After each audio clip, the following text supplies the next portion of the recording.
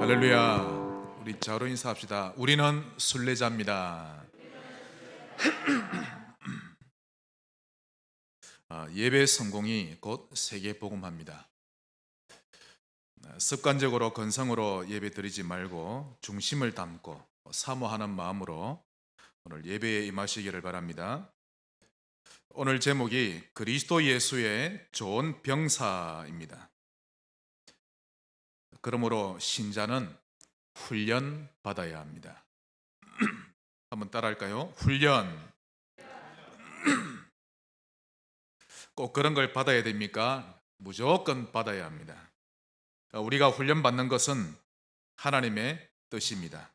이유는 신자가 옛 체질 그대로 살아가는 것을 하나님은 원치 않기 때문이죠. 예를 들면 길거리에 떠돌던 고아를 양자로 입양했는데 아무리 시간이 흘러도 그 아이가 예전의 행동을 바꾸지도 않고 여전히 손으로 밥을 집어 먹고 전혀 씻지도 않고 살아간다면 그 부모가 가만히 있겠습니까? 속히 정상적인 삶의 모습으로 돌아오기를 바라는 것이죠. 우리 하나님 역시 그러합니다. 구원받은 신자가 불신자 때의 모습 그대로 살기를 원치 않고 훈련받기를 원하십니다.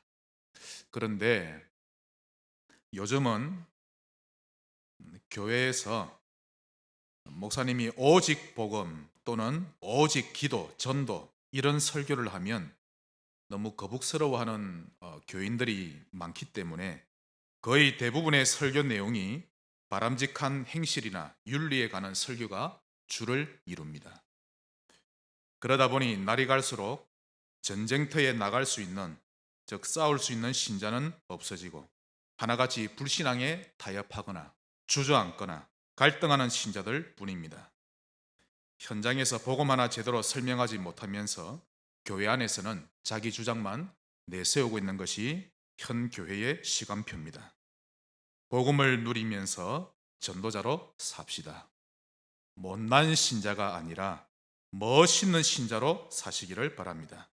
이를 위해 훈련이 필요합니다. 한 번 더 따라합시다. 훈련. 이건 절대적입니다. 대학 가면 교양 과목이고 필수 과목이 있죠. 필수 과목입니다. 만약 훈련을 거부하면 구원은 받았으나 마귀에게 종노릇하며 평생을 살아가게 됩니다. 그러므로 힘들어도 훈련 인정하시기 바랍니다. 그 해병대나 UDT 부대가 훈련하는 것 보지 않으셨습니까? 훈련이 힘든 만큼 사람이 멋있게 바뀌어지는 것입니다. 자, 오늘 세 가지 훈련을 하나님이 여러분에게 주신 필수 과목이라 여기고 여러분의 것으로 삼으시기를 바랍니다. 첫째로 말씀 훈련입니다. 말씀으로 인생이 편집되는 거죠.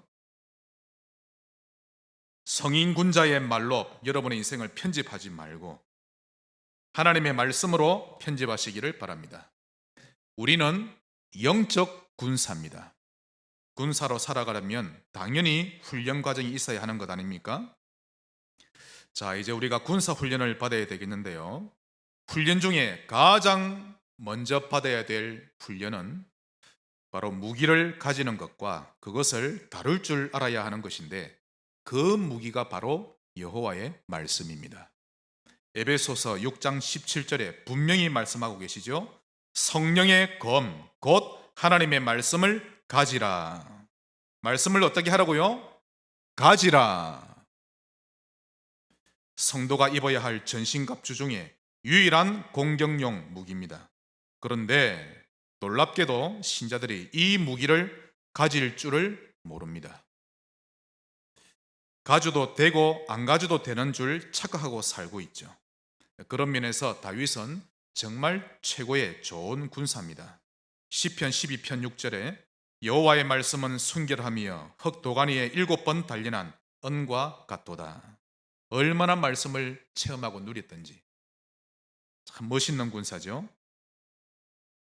주중에 강단을 무기로 삼지 않고 일주일을 여러분은 뭘 하면서 보내십니까? 인생 편집하시기 바랍니다. 지선아, 일주일을 어떻게 보내고 있지? 학교 다닌다고 수고가 많은데 말씀을 무기로 삼으세요. 구원받은 모든 신자는 군사입니다. 저는 이거 몰랐거든요. 디모데후서 2장에 너는 그리스도 예수의 좋은 병사로 나와 함께 고난을 받으라. 이 본문을 읽을 때마다 바울이 디모데를 병사라고 표현했구나. 그건 디모데구나 라고만 여기고 제게는 적용하지 못한 거 있죠. 예수 영접한 1초 만에 그는 그리스도의 군사입니다. 한번 더 따라합시다. 나는 군사다. 오늘 그것부터 인정하셔야 됩니다. 나는 영적 군사, 그런 거 되기 싫다라며 아무리 부인해도 어쩔 수가 없습니다. 구원받은 순간 하나님이 군사로 임명하신 것이죠. 그러니 군인으로 사시기를 바랍니다. 아무리 부인해도 어쩔 수가 없는 것입니다. 자, 말씀 훈련을 어떻게 받습니까? 첫째로 말씀 앞에 서라. 예전에 어느 목사님이, 참 제가 존경하는 목사님인데요, 이분이 강단에서 그리스도를 계속 강조하니까 그걸 듣기 싫어하는 무리가 생겼습니다. 그것도 몇몇 청년들이 아주 발끈하면서 불만을 표현하는데요, 왜 목사님은 그리스도 얘기만 합니까? 라는 것입니다. 저도 모태신앙인이요, 또 어릴 때부터 교회를 다녔기 때문에 그 말이 무슨 뜻인지 저는 잘 압니다. 중심 없는 말이 아니라 하나님 앞에서 나름 자기의 마음을 표현한 건데요, 그러나 저는 그들과 하나님 앞에서 한번 진솔하게 토론해 보고 싶습니다. 과연 하나님이 원하시는 신자의 모습이 진짜 어떤 모습인지 정말 토론하고 싶습니다. 솔직히 자기들이 생각하는 편한 신앙생활을 하고 싶은데 그것과 다르다 보니 기분이 나빠서 반대하는 것 아닙니까? 또 그리스도나 전도에 대한 그런 부분에 대해서는 관심이 많지 않으니 그것이 들키는 것이 두려워서 그렇게 기분 나쁜 것입니다. 하나님 앞에 설 줄 알아야 합니다. 그런데 제가 주변에 보면요, 그런 처음에는 오해를 했던 신자들 중에서도 평상시 하나님 앞에 서려고 하는 신자는 역시 달랐습니다. 자기와 생각이 다름에도 불구하고 아무리 자기 생각과 달라도 하나님의 말씀이면 내가 그동안 오해하고 있었구나 라고 말씀 앞에 서는 것을 제가 보아왔던 것입니다. 나단이 와서 다윗의 죄를 지적합니다. 그때 다른 왕 같으면 어디서 감히 왕에게, 이러면서 자기가 들킨 것을 감추기 위해 그를 죽였을 것인데, 다윗은 선지자의 음성을 하나님의 음성으로 듣고는 그 자리에서 인정하며 뉘우쳤습니다. 역시 믿음의 사람은 다르죠. 대부분의 사람들은 기분 나쁘면 평생 동안 그 사람을 원수로 여겨버리는 것입니다. 말씀을 가지세요. 말씀 앞에 서시기 바랍니다. 이것이 하나님 앞에 서는 것과 똑같은 것입니다. 좋은 병사가 되기 위해서는 이 훈련 먼저 되어져야 합니다. 말씀 앞에 서지 않고 끝까지 고집부리면 나중에 여러분 많이 힘들어집니다. 두 번째로 말씀에 순종하라. 우리 하나님은 매주마다 갱신하고 실천할 거리를 이렇게 예배를 통해 주고 계시죠. 잘 안 되어도 말씀에 순종하기를 바라면서 말씀 받으시기를 바랍니다. 만약 하나님 말씀에 대해 순종하고자 하는 마음이 없다면 그때부터 그 신자의 신앙생활은 종교생활이 되어버립니다. 그래서 여러분, 순종이란 단어가 얼마나 중요한 줄 아십니까? 율법을 지킨다는 것이 아니라 하나님 앞에 선다는 뜻이죠. 만약 순종과 실천이라는 이 마인드가 없으면 그 사람은 그냥 미사나 법회 같은 종교의식에 참여해서 마음을 수양하고 안식만 얻는 것과 다를 게 뭐가 있단 말입니까? 똑같지요. 우리는 종교 생활과 싸워야 합니다. 우리는 실제로 존재하지 않으면서 가상 속에 있을 법한 그런 어떤 신을 만들어내어서 그걸 믿고 있는 것이 아닙니다. 오히려 우리 인간이 원래부터 없었던 존재였고 하나님이 형상대로 만드셨고 어머니의 태 속에서 생겨나게 하셨던 것인데 그런 우리가 원래부터 계셨고 처음이요 나중이신 하나님을 꼭 우리가 만들어낸 우상처럼 치부한다면 주객이 전도가 된 것입니다. 우리는 살아계신 창조주와 유대관계를 잘 맺으며 살아가야 하는 존재지요. 오늘 본질 회복하시기 바랍니다. 하나님 앞에 서셔야 합니다. 그러면 말씀을 가지고 있어야 되겠죠. 말씀이 없는데 어떻게 하나님 앞에 섭니까? 그 하나님은 이 땅에서 광야를 지나고 있는 우리에게 늘 말씀을 주고 계십니다. 그러므로 그 말씀을 내 맘대로 내 필리대로 해석하지 말고 믿음의 선진들처럼 순종하며 사시기를 바랍니다. 시편 18편 30절 하나님의 도는 완전하고 여호와의 말씀은 순수하니 그는 자기에게 피하는 모든 자의 방패시로다. 시편 119편 105절 주의 말씀은 내 발의 등이요 내 길의 빛이니이다. 하나님의 말씀이 내 안에 들어오는 순간, 담기는 순간 정말 살아납니다. 그전에는요 사람 하나 넘어서기가 얼마나 힘든지 모릅니다. 말씀을 우습게 여기면 우스운 인생이 됩니다. 그러나 말씀을 귀하게 여기면 하나님이 그를 가치 있게 만들어 가십니다.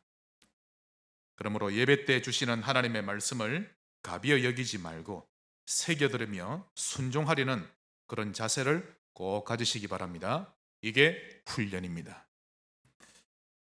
이렇게 말씀을 가지고 순종하면 어떻게 됩니까? 하나님이 쓰시는 사람이 됩니다. 말씀에 순종하는 것이 하나님이 사람을 쓰시는 기준이기 때문이죠. 여러분이 잘 아시는 베드로, 잘 다듬어지지 않고 거칠었던 이 사나이 베드로가 어째서 예수님의 제자로, 그것도 수제자로 부름받게 되었을까요? 밤새 잡은 것이 없지만은 말씀에 의지하여 그물을 내리리이다. 바로 이겁니다. 반대로 아무리 인격이 탁월하고 자비롭고 인자해도 하나님의 말씀 앞에 서지 않는 자라면 하나님은 그런 자를 쓰지 못하십니다. 그 사람은 하나님이 원하는 사역 해내지를 못하죠. 그러나 아무리 개차반이어도 말씀을 흡입 잘하는 사람은 시간이 걸릴 뿐 결국 하나님이 쓰시는 것입니다. 오늘 본문 4절에 병사로 복무하는 자는 자기 생활에 얽매이는 자가 하나도 없나니 이는 병사로 모집한 자를 기쁘게 하려 함이라. 군사는 자기가 하고 싶은 대로 자기 기분대로 하지 않습니다. 나는 그리스도의 군사 이런 거 싫어요. 그렇게 할 수가 없는 겁니다. 지금도 여러분 군에 가시면요, 나 지금 휴가 가고 싶으니 휴가증 써주세요. 그게 안 됩니다, 여러분. 허락을 해야 갈 수 있고 또 자기 마음대로 할 수 있는 것이 아니죠. 군인은 자기를 군사로 부르신 지휘관의 명령에 100% 순종하며 사는 존재입니다. 순종 배우시기 바랍니다. 말씀 훈련에 증인 되시기 바랍니다. 큰 두 번째로 기도 훈련입니다. 기도로 우리의 인생을 설계하는 거죠.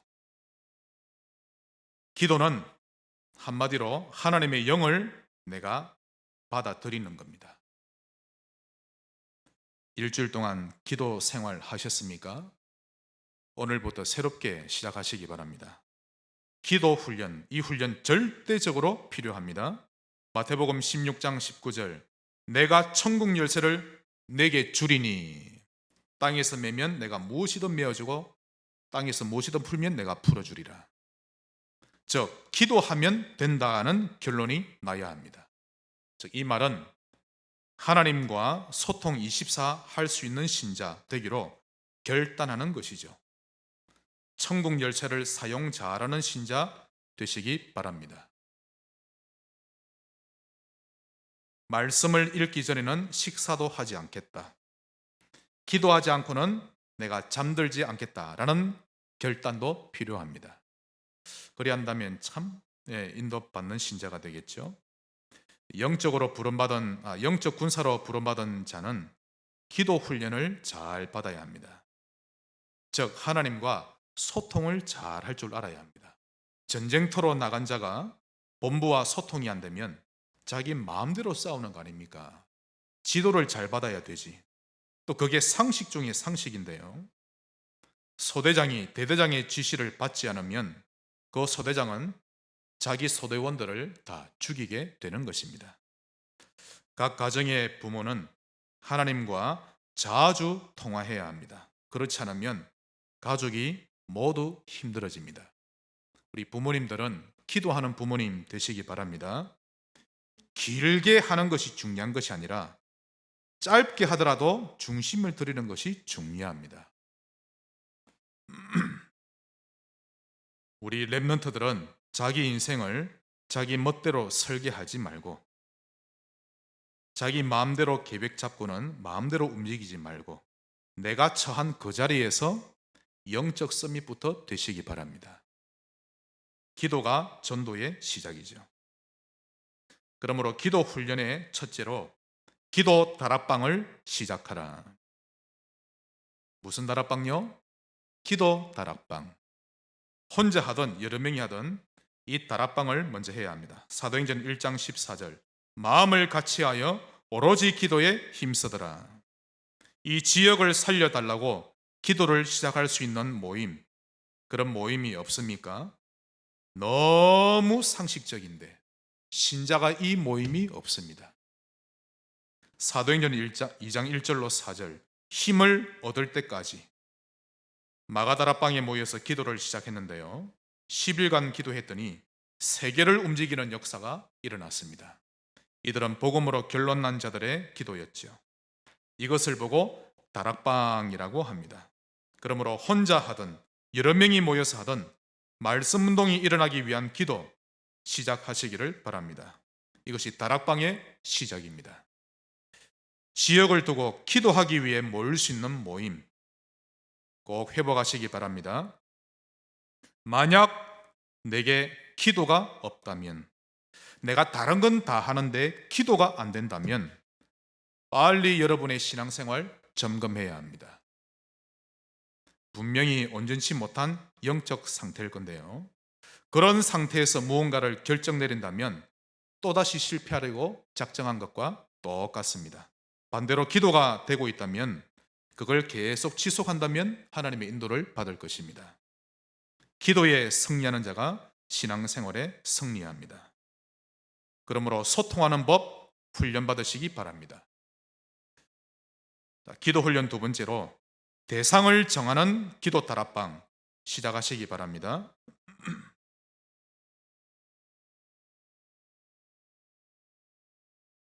중고등학교에 전도의 불이 꺼진 지 이미 오래됐습니다. 지금 현장에 가보면 어느 누구도 이 청소년들을 살려달라고 생을 걸고 기도하는 전도자 거의 없습니다. 사단의 전략이죠. 공단에서도 여러분 잘 아실 겁니다. 한때 1970, 80년대 그때만 해도 공단 안에서 일하고 있는 인부들 중에 그곳에 하나님 나라가 임하기를 사모하고 기도하는 무리들 많이 있었죠. 이제는 그런 기도의 불이 꺼진 지가 너무 오래되었습니다. 그냥 돈만 벌러 다닐 뿐입니다.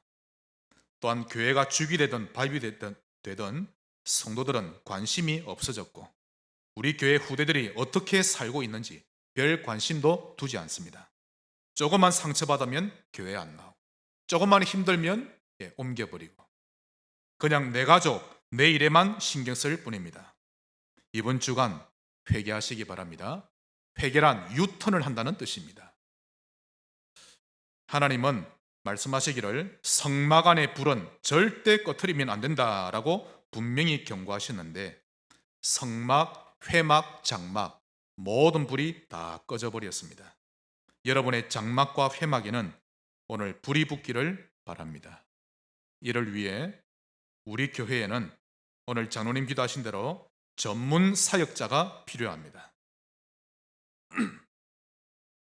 예를 들면 부교육자 가운데 2, 3년 교회에서 그냥 일만 하다가 또 다른 데 가버리고 그런 사람 말고 24시간 어린이 복음화만 생각하며 전도의 문을 찾는 전문 사역자 24시간 청소년 복음화 또는 대학 복음화에만 집중하며 편집, 설계, 디자인할 수 있는 전문 사역자, 24시간 관공서 복음화를 꿈꾸는 기도하는 사람, 24시간 다민족 복음화를 꿈꾸며 기도하는 그런 전문 사역자, 이런 사역자가 일어나기를 기도해 주시기 바랍니다. 한 사람만 일어나도 교회 분위기 완전 바뀝니다. 사람은 희망이 있어야 제대로 사람답게 살아갈 수 있죠. 희망이 없으면요, 사는 게 아닙니다. 희망이 없으면 움직이지도 않고 일하지도 않는 것입니다. 희망이 있다면 반드시 움직입니다. 그렇다면 무슨 희망이냐 하는 건데요, 바로 복음화입니다. 나로 인하여 나의 주변에 세 가지 문제가 무너지고 그리스도의 역사가 일어나는 것입니다. 이것이 희망이 되시기를 바랍니다. 기도해야 이깁니다. 여러분, 마귀의 타겟이 무엇인지 알고 계십니까? 지피지기면 백전백승이라고 했는데, 우리의 원수 마귀의 타겟을 잘 알아야 합니다. 그게 베드로전서 5장 7, 8절에 잘 나오죠. 너희 염려를 다 주께 맡기라. 이는 그가 너희를 돌보심이라. 근신하라, 깨어라. 너희 대적 마귀가 우는 사자같이 두루다니며 삼킬 자를 찾나니. 마귀의 타겟은 염려하는 자요, 그 염려를 주께 맡기지 못하는 자입니다. 이런 자에게 마귀는 집중 공격을 하죠. 교회에 문제가 생길 때마다 염려하는 목사는 마귀의 타깃입니다. 주님께 담임 목사 자리를 빨리 내어드려야 합니다. 산업에 대해 염려만 하면서 기도하지 않는 산업인 마귀의 타깃입니다. 만약 염려했더니 일이 잘 풀리고 은혜롭게 되어진다면 참 다행인데, 결코 그런 법이 없지요.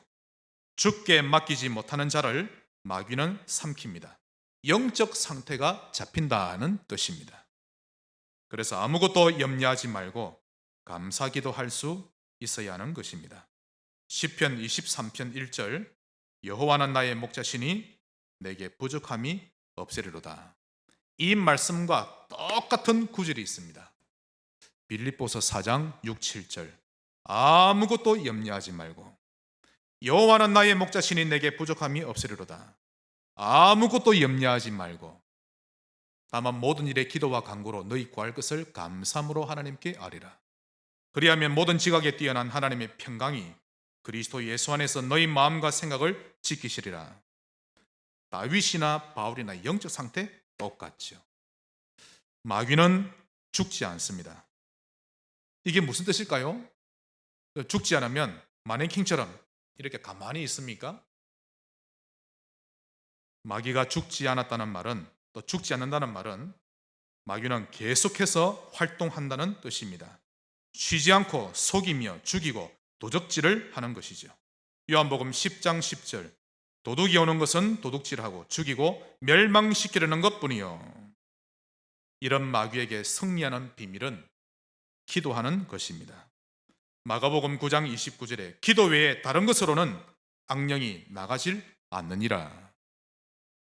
나는 왜 영적 문제가 왜 이리 해결 안 되고 왜 이리도 계속해서 힘듭니까? 기도 외에는 다른 것으로는 이런 종류가 나가지 않느니라. 기도가 없는 신자에게는 마귀가 도망가지를 않습니다.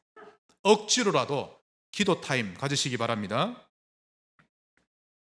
계속해서 사단은 도적질하며 무너뜨리죠. 기도 훈련 잘 받으셔야 합니다. 만약 요셉이 총리로 임명된 후에 속으로, 야, 이때다, 내가 당했던 아픔을 형들도 겪어봐야 한다 라고 생각하면서 복수했다면 어떤 일이 일어날까요? 마귀가 결박되지 않습니다. 오히려 마귀에게 요셉이 삼켜지죠. 만약 그리 되면 하나님은 그를 더 이상 중요한 곳에 쓰질 못하시는 겁니다. 총리 되었다가도 얼마 안 가서 그는 추락하고 말 것입니다. 반대로 요셉이 형들을 용서한 정도가 아니라 자신을 애굽으로 오게 하신 분이 하나님이심을 고백했는데, 그때 어떤 일이 일어났을까요? 마귀의 일이 깨어진 것입니다. 요셉은 어릴 때부터 언약으로 기도할 줄 아는 사람이었죠. 기도하면 이깁니다. 기도 훈련 받으시기 바랍니다. 기도하면 생각이 바뀝니다. 생각이 곧 응답이죠. 어려움이 생겨도 그 속에서 하나님의 뜻을 찾아내는 사람은 절대 망하지 않습니다. 늘 안 좋은 생각을 하는 사람은 계속해서 삶이 안 되어질 것입니다. 이유는 신기하게도 틀린 생각을 하고 있는 그런 방향으로 삶이 흘러가기 때문입니다. 어떻게 하면 생각이 바뀝니까? 언약 잡고 기도하시면 됩니다. 생각이 곧 그의 인생입니다.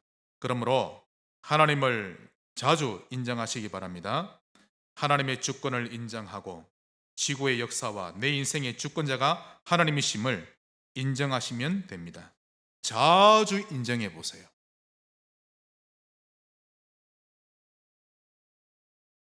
그런데 사람들은 이 하나님을 인정하지 못합니다. 그러니 늘 이렇게 생각합니다. 내가 하필이면 왜 저 사람을 만나가지고 저 사람만 없었더라면, 이런 생각을 버리지 않는 한 그는 갈등의 연속을 가지게 될 것입니다.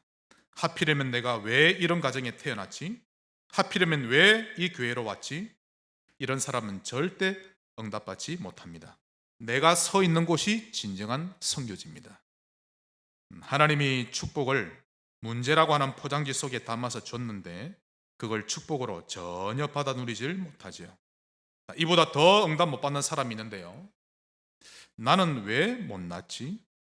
나는 왜 남보다 성격이 원만하지 못할까? 나는 왜 이럴까? 이런 사람은 정말 힘이 없는 사람입니다. 어제 군 선교 대회 때 주신 말씀인데요. 피타임 가지시길 바랍니다. 파워 타임이죠. 오늘부터 생각을 바꾸시기 바랍니다. 자, 어떻게 생각을 바꿔야 될지 제가 여러분께 알려드립니다. 나는 예수님의 피값으로 구원받은 매우 귀중한 사람이다. 나를 이 땅에 보내신 분은 하나님이신데 나의 인생 속에 분명히 전무후무한 응답이 들어있다. 그걸 찾아내고 누릴 것이다. 또한 이 교회를 통해 하나님은 내게 전무후무한 응답을 주실 것인데 나는 반드시 그것을 찾아낼 것이다. 이렇게 생각을 바꾸시기 바랍니다. 생각이 늘 원망하고 회피하는 병든 환자 되지 말고, 또 생각이 철없는 애나 무기력한 노인이 되지 말고 밝은 미래를 가진 건강한 신자 꼭 되시기를 바랍니다. 마지막 세 번째로 전도 훈련입니다. 이 전도로 우리 인생을 디자인하는 거죠. 저는 제 인생을 어떻게 디자인하면 됩니까? 전도에 방향 맞추어서 여러분의 삶을 디자인하시면 제일 정확합니다. 로마서 1장 14절에도 바울이 말하기를 자신은 모든 영혼들에게 복음에 대해 빚진 자다라고 고백하고 있죠. 우리 역시 복음에 대해 빚진 자입니다. 제가 지난 2주 동안 책을 한 권 읽고 있는데요. 여명의 빛, 조선을 깨우다라는 책을 보고 있는데요. 가난하면서도 우상과 잡다한 미신들로 가득한 이 나라에 약 1,500명의 선교사들이 들어와서 목숨 걸고 헌신했던 내용이 소개되고 있습니다. 말이 1,500명이지 어느 나라가 이런 복을 받았습니까? 정말 우리나라는 복을 받았죠. 이들 중에 겨우 20살을 넘긴 젊은 자들이 많았고요. 또 자기 나라에서 살면 부와 명예가 보장됨에도 불구하고 세계에 알려지지도 않은 이렇게 가난한 나라 조선으로 하나님이 가라고 하시는 그 부르심에 그대로 순종했던 것입니다. 평상시 하나님 앞에서 기도하고 있었던 자들이었죠. 이들처럼 마인드가 훈련되어 있어야 합니다. 특히 이 제임스 홀이라고 하는 가문은 3대에 걸쳐서 6명이나 이 조선 복음화에 생을 들였는데요. 한 가문에서 3대가 선교를 했다는 것은 참으로 하나님의 역사가 아니고서는 되어줄 수 없는 일임이 틀림없습니다.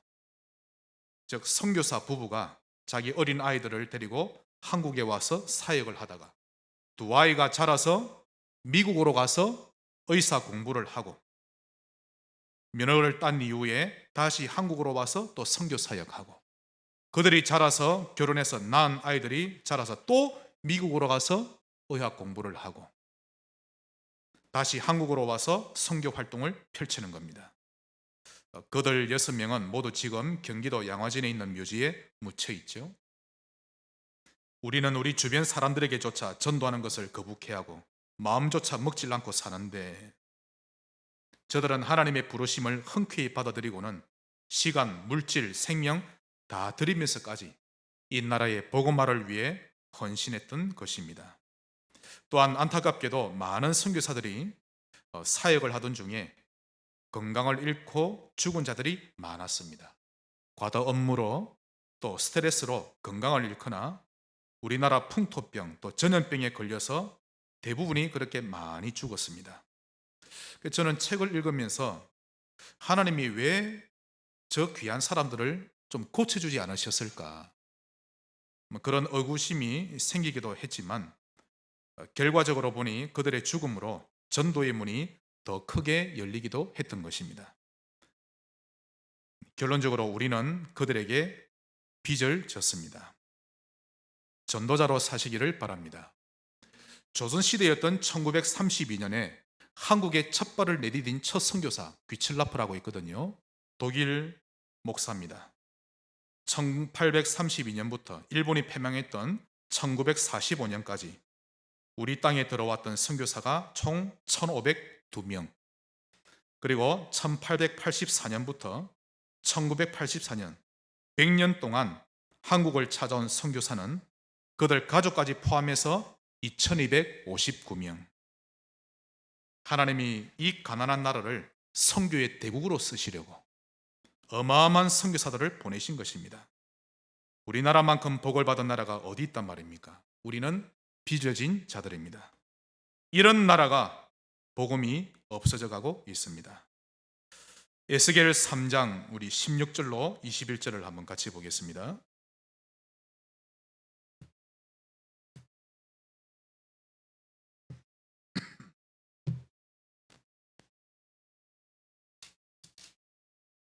에스겔 3장 구약성경 1153쪽입니다.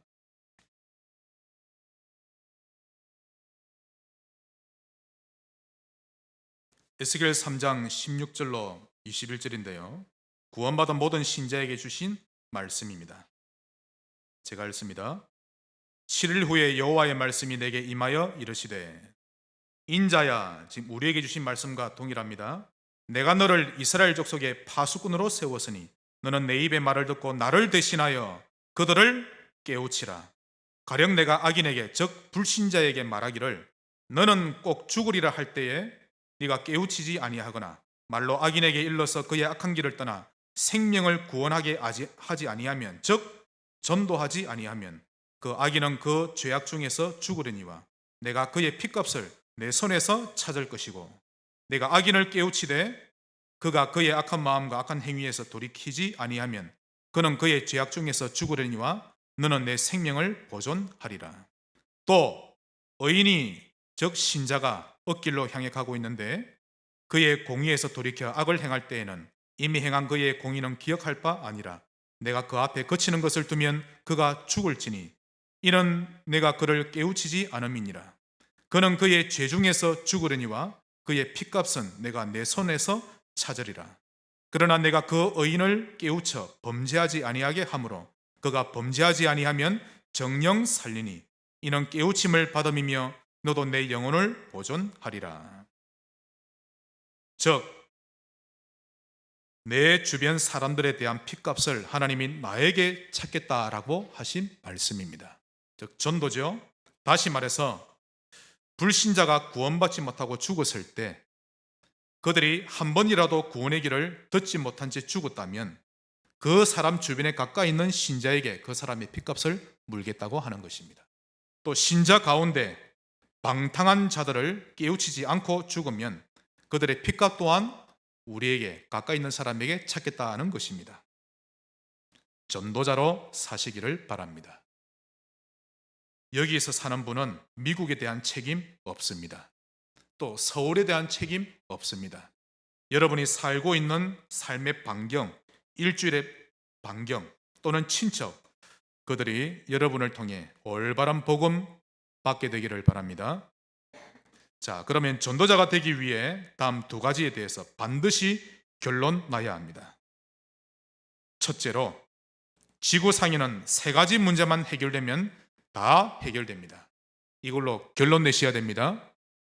그 세 가지가 뭔고 하니, 죄로 말미암아 저주 가운데로 계속 빠져들어가고 있습니다.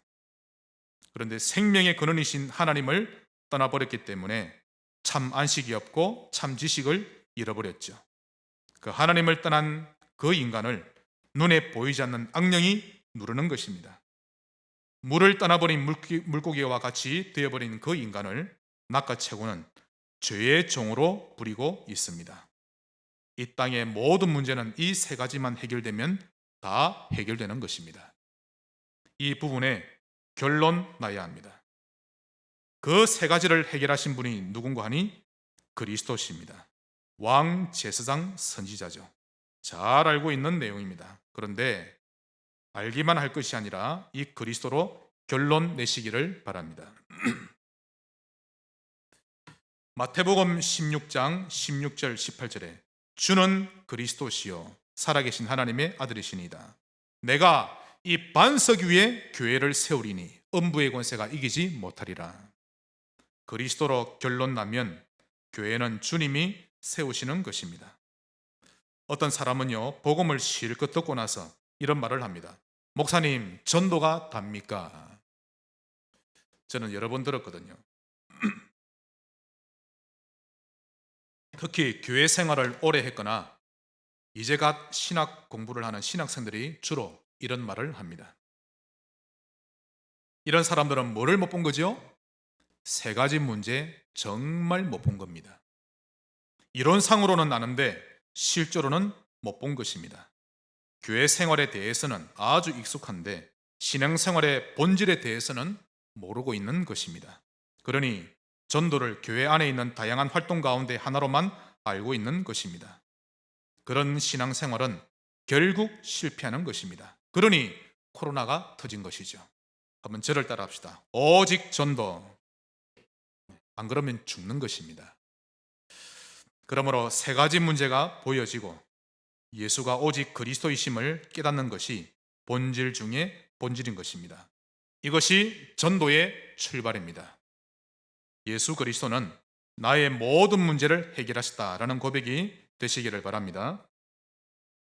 그러므로 모든 교회는 전도 훈련이 되어져야 합니다. 말씀 훈련, 기도 훈련, 전도 훈련, 이 시스템 반드시 만들어져야 하고요. 우리 교회 시스템 한번 잘 보시기 바랍니다. 세 가지 다 들어 있습니다. 순종하고 참여하시기를 바랍니다. 말씀의 결론을 맺겠습니다. 첫째로, 하나님은 자기 백성을 절대 포기하지 않고 언약을 이루십니다. 자, 여러분, 이사야 41장 10절 아시죠? 두려워 말라, 내가 너와 함께함이니라. 놀라지 말라, 나는 너의 하나님이 됨이라. 내가 너를 굳세게 하리라. 참으로 너를 도와주리라. 참으로 나의 오른손으로 너를 붙들리라. 이 말씀은 누가 누구에게 하신 말씀입니까? 여호와께서 배은망덕한 남유다에게. 아니, 여러분 생각을 해보십시오. 언약의 백성으로 삼아놨더니 온 유대 땅을 우리나라의 4월 초팔보다 더 심하게 만들어 놓은 겁니다. 산마다, 언덕마다, 동산마다, 큰 나무마다 완전히 우상단지로 다 만들어 놨죠. 그런 유대 땅을 향해 주님이 말씀하십니다. 회복의 말씀을 주셨죠. 두려워 말라, 내가 너와 함께함이니라. 내가 너를 굳세게 하리라. 심지어는 이사야 60장 21절에 작은 자가 천을 이루고 약한 자가 강국을 이룰 것이라. 결국에는 그 응답을 성취하셨던 겁니다. 아무리 배반해도 하나님은 그분의 백성을 버리지 않으십니다. 갈릴리 출신의 12 제자들이 좋은 영적 군사가 되리라고는 아무도 몰랐을 겁니다. 아마 그들 자신부터 그리 될 줄 몰랐겠죠. 경제적으로 사는 모습이나 여러 가지 수준만 봐도 그렇게 높은 사람들이 아닌데, 온통 육신적인 사람인데 좋은 군사가 될 줄 아무도 몰랐을 겁니다. 베드로, 야고보, 요한, 이 세 사람이 맨 먼저 주님을 만났던 장면 잘 아실 겁니다. 주님이 깊은 곳에 가서 그물을 던져라, 주님이 말씀하시자 그대로 순종합니다. 그랬더니 그물이 찢어질 만큼의 물고기를 잡게 됐는데요, 그때부터 그들은 주님을 따라다니면서 상상을 초월하는 기적을 체험하게 됩니다. 그때 그들이 속으로 생각하기를, 저분과 손을 잡으면 이 갈릴리 수산업계에 내가 큰 부를 누릴 수 있겠다, 그런 생각을 했겠죠. 그러다가 어느 순간부터 저분이 메시아시구나, 그걸 발견한 겁니다. 그때도 생각하기를, 그래, 저분이면 우리 민족을 로마에서 광복시켜 줄 수 있겠다. 그리고 저분이 하늘에 오르실 때 내가 저분의 우편과 좌편에 앉아야지. 늘 이기적이고 육신적인 생각뿐이었지요. 우리와 별반 다를 바 없는 것입니다. 그랬던 저들이 좌충우돌을 하는 가운데 결국 많은 훈련을 통과한 후에 좋은 군사로 거듭나게 되었습니다. 마태복음 4장 19절 말씀의 성취죠. 나를 따라오너라, 내가 너를 사람 낚는 어부가 되게 하리라. 즉 하나님은 자기 백성을 절대 버리지 않으십니다. 절대 포기하지 않습니다. 여러분을 절대 포기하지 않습니다. 오늘 말씀 적용 잘 하셔야 됩니다. 그러니 고생하지 말고 은혜 받으면서 즐겁게 군사훈련을 받아들이시길 바랍니다. 어릴 때 저와 함께 신앙생활 했던, 지금도 신앙을 떠나 있는 고향 친구들, 만약 그들이 그때 구원을 받았었다면 그들까지도 하나님은 지금까지 버리지 않고 계속 기회를 주고 계신다고 저는 믿고 있습니다. 계속해서 그들 주변의 교회 사람들을 붙이시고 신앙생활을 회복하라고 그런 이야기를 듣게 하고 계실 겁니다. 그럼에도 불구하고 저의 친구들은 여전히 완고하고 교회를 더욱 떠나고 불신자와 결혼하고 세상 사람들처럼 돈만 버는 직장 생활하고 회식 가서는 불신자보다 더 많이 퍼마시고 지금 그렇게 살고 있죠. 꼭 인생을 포기한 것처럼 삽니다. 그래도 하나님은 그들을 버리지 아니하십니다. 하나님의 성품이 그러합니다.